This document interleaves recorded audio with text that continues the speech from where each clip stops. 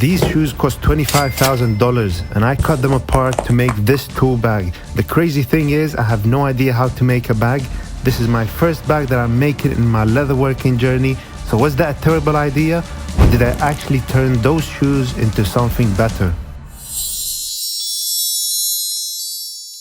Starting from a blank canvas, this is what's left after taking the shoes apart and what will help me trying to build myself a reputation in the luxury leather products industry. Because what better way than to take the pinnacle of the hyped luxury leather products and to try to work it into something of my own. I know I'm probably biting more than I can chew, and it's a very big risk for me to take those very expensive shoes and play around with them, but this just shows you that I'm all in on this leather working journey. Now the leather that these shoes are made out of is not much different than any other suede calfskin leather that you would find on the market. It's true that calfskin is a high quality leather and is typically used in luxury shoes, but still, this type of leather goes for around 15 pounds a square meter. Oh shit. And there's no more than a square meter of leather used in these shoes, but because it's part of something so exclusive and exciting, is exactly why I decided to use it. I don't want people to understand me wrong and think that I don't respect these shoes by cutting them up and challenging their value in my last video. Because yes, I would want to create iconic products one day and be able to sell them for a lot of money myself. So I have to respect the value that's being created here. But that being said, I do think I can create better value than a pair of calfskin and plastic covered canvas shoes that cost $25,000. And I understand that this is the market price and the people decided what it's worth, but the hype created around it and the pre-planned scarcity is what makes people go crazy. So I'm saying those big corporations should at least create hype around something that uses high quality materials. Imagine the same exact shoes, but instead of calfskin they could have used something a little bit more exotic. I mean, even for the retail price of $2,750, they could have used at least an ostrich or a stingray, or if they insisted on using suede calf leather, just make it a little bit more accessible and cheaper. It's not like they're handmade and only a few people can sew them up. Unlike my bag.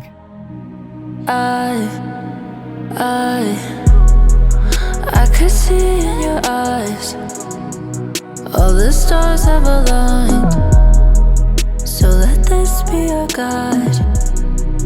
Let me stay. And that is why I'm going to be using a very high quality full grain cowhide leather to make my tool bag and sewing it by hand.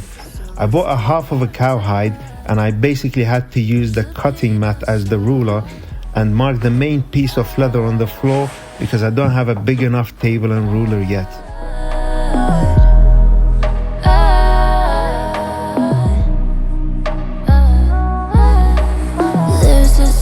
Also, a big mistake which I made in cutting up this leather is that I just kind of eyeballed it.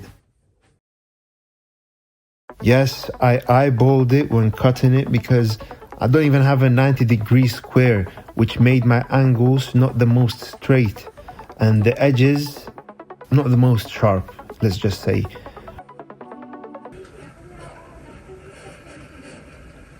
Even the two pieces of leather on the side of the bag that are meant to be identical came out just close enough in shape to each other without the proper tools.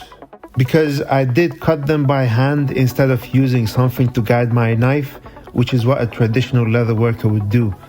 And me too from the next project going forward. Yeah. When I sketched this tool bag, I had a design in mind and I knew straight away the role of the shoes in this design is going to be purely symbolic and they have no functionality at all. I just wanted the bag where I keep my tools to look modern and cool. So me sewing the LV leather on my bag is purely for aesthetics. The functional piece of leather, however, is not as thick as I would want it to be for a tool bag, but the man at the leather shop recommended it to me over other thick expensive ones for my level of expertise. Although I'm not sure how saving on leather would help my case at this point, but I guess it's not just about spending and it's about being able to work with it. And if I fail, At least I don't ruin a thick, durable piece of leather, and instead I can have room to improve while working on this one.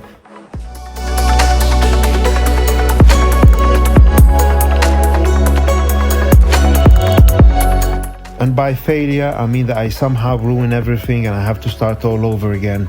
And I get pretty close to that. So stay tuned to see how I get myself out of trouble.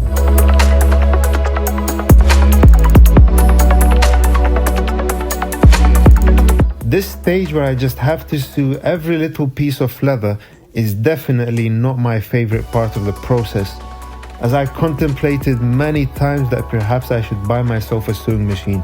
But I'm a firm believer that I should understand and be skilled at every little detail which is related to leatherwork.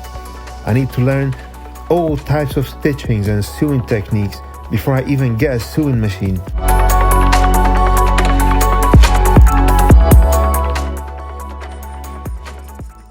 And not only I need to learn them, I need to practice them by hand to understand what they are and to be able to appreciate the artistry of it. Even when sewing the strap in a few places around the bag, most people would never notice that the end of that strap needs to be folded twice and sewn, so that the buckle doesn't go flying when opening the bag, and it's still hand sewn.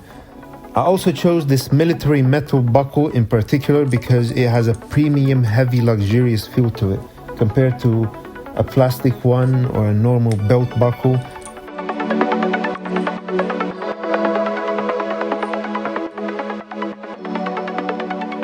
The straps I'm putting on the bag go not only around the bag, but through it, so that it looks more integrated and more like one whole piece rather than a bag with a strap around it. And weirdly, this part mattered more than I expected, because if the hardware looked cheap, the entire project would immediately stop feeling special, if you know what I mean. And going back to speaking about sewing machines, I've done my calculations once, and to have a fully functional leather workshop where most of the hard work is done with the help of machines, you would need about the cost of the shoes used in this project, which is $20,000 plus. And that would include a professional die cutting machine, an industrial splitter which would split entire hides, a motorized skiving machine for edge thinning, a stamping machine for customization, and of course an industrial leather sewing machine. All of these machines could make the work of any craftsman much easier and the final product look much better. So maybe the correct decision would have been for me to invest in those.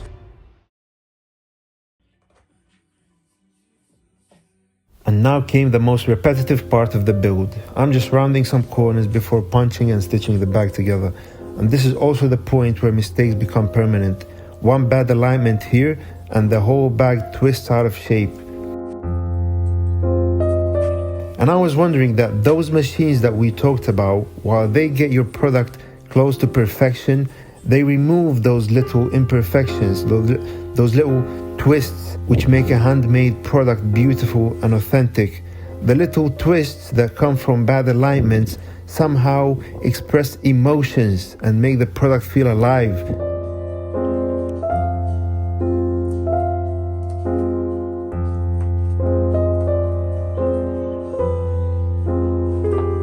So where should the line be crossed in using machines versus hands? When it is made by hand, it's as if you can see the love that has been put in every stitch hole which has been punched by hand.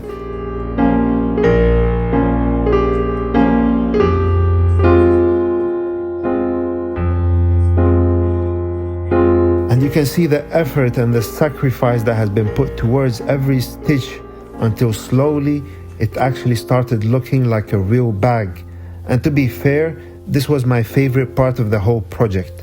When whatever you're building finally starts to take shape and you start feeling rewarded for all the hard work and the effort, and our project starts turning into an actual bag.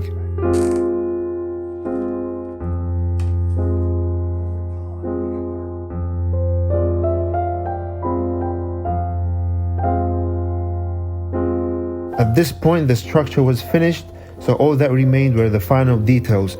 I had to round 2 more corners and train those edges with a leather hammer before taking my bag outside for sanding.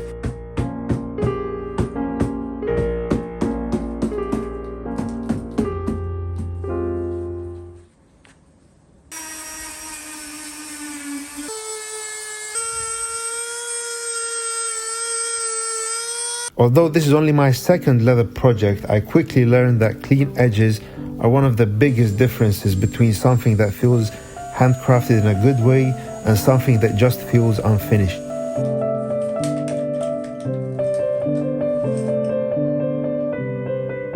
Hence why, after sanding those edges carefully, I also burnished them to make them look shiny and smooth.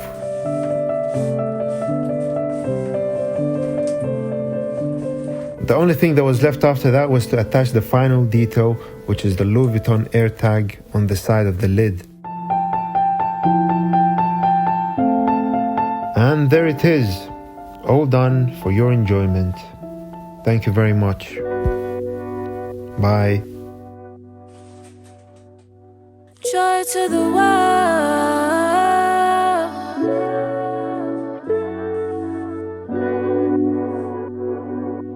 Joy to the world.